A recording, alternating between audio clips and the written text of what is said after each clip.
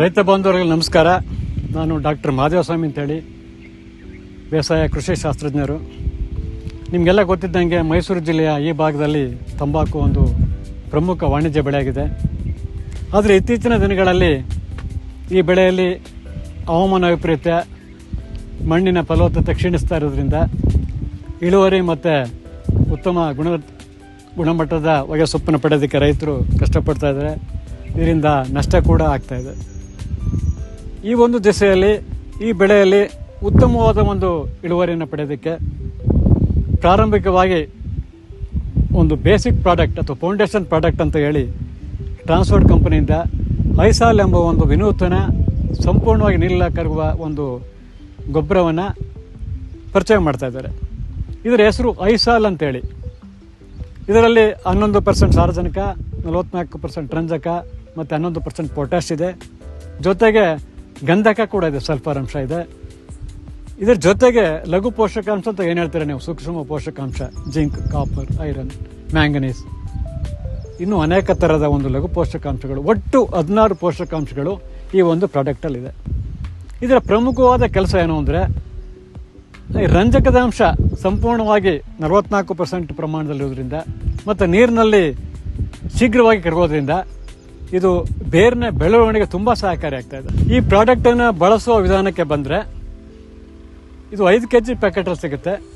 ಸುಮಾರು ಎಕರೆಗೆ ಒಂದು 5 kg ಅಷ್ಟು ಒಂದು ಪ್ಯಾಕೆಟ್ ಬೇಕಾಗುತ್ತೆ.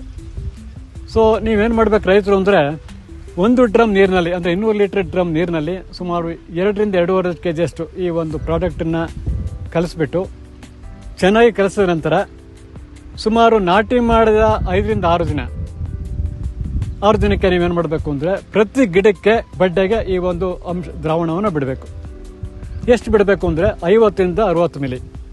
ಸಾಧಾರಣವಾಗಿ ನೀವು ಟೀ ಕುಡಿತಿರಲ್ಲ, ಕಪ್ಪು ಟೀ ಕುಡಿಯೋ ಕಪ್ಪು, ಆ ನೀರಿನಷ್ಟು ಅಷ್ಟು ಪ್ರಮಾಣದಲ್ಲಿ ಪ್ರತಿ ಗಿಡಕ್ಕೆ ಈ ಒಂದು ಕರಗಿಸಿದ ದ್ರಾವಣವನ್ನು ಬಿಡಬೇಕು. ಈ ಥರ ಬಿಡೋದ್ರಿಂದ ಏನಾಗುತ್ತೆ, ರಂಜಕ ಸಂಪೂರ್ಣವಾಗಿ ಕರಗಿ ಹಾಕಿದ ಒಂದು 2-3 ದಿನದಲ್ಲೇ ಆ ಸಂಪೂರ್ಣವಾಗಿ ರಂಜಕವನ್ನು ಗಿಡ ತಗೊಳತ್ತೆ. ಯಾವಾಗ ರಂಜಕದ ಅಂಶವನ್ನು ಗಿಡ ಹೀರ್ಕೊಳ್ಳುತ್ತೆ, ಆವಾಗ ಬೇರು ಚೆನ್ನಾಗಿ ಬೆಳೆಯುತ್ತೆ ಮತ್ತು ಬೇರಿನ ಸಂಖ್ಯೆ ಕೂಡ ಜಾಸ್ತಿ ಆಗುತ್ತೆ. ಈ ಬೇರು ಚೆನ್ನಾಗಿ ಬೆಳೆಯೋದ್ರಿಂದ ಏನಾಗುತ್ತೆ, ನಾವು ಕೊಟ್ಟಂಥ DAP, CN, SOP ಗಿಡ ಚೆನ್ನಾಗಿ ತಗೊಳುತ್ತೆ. ಯಾಕಂದ್ರೆ ನೀವು ಬೋರ್ಡಿಂದ ಕೊಟ್ಟೋ DAP, CN, SOP ಹಾಕಿದಾಗ ಏನಾಗುತ್ತೆ, ಅದು ನೀರಿನಲ್ಲಿ ಕರಗಿ ಮಳೆ ಬಂದು ಮತ್ತೆ ಗಿಡಕ್ಕೆ ಲಭ್ಯವಾಗುವವರೆಗೆ 2-3 ವಾರಗಳ ಟೈಮ್ ಬೇಕು.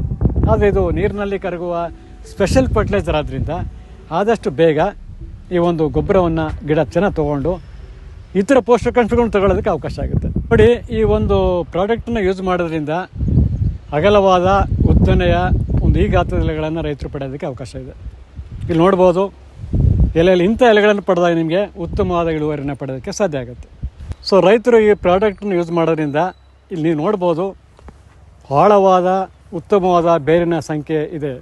ನೋಡಿ ಬೇರು ಯಾವ ರೀತಿ ಬಂದಿದೆ. ಯಾವಾಗ ಬೇರು ಚೆನ್ನಾಗಿ ಬರುತ್ತೆ, ಗಿಡದ ಬೆಳವಣಿಗೆ ಕೂಡ ಚೆನ್ನಾಗಾಗುತ್ತೆ.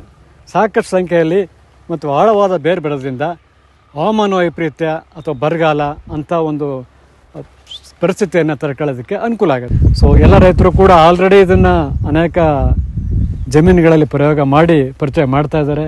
ಎಲ್ಲ ಕಡೆಯಿಂದ ಉತ್ತಮ ಫಲಿತಾಂಶ ಬಂದಿದೆ. ಇದನ್ನು ರೈತರು ಉಪಯೋಗಿಸ್ಕೊಂಡು ಉತ್ತಮವಾದ ಒಂದು ಇಳುವರಿನ ಪಡೆಯೋದಕ್ಕೆ ಸಾಧ್ಯ. ನಮಸ್ಕಾರ.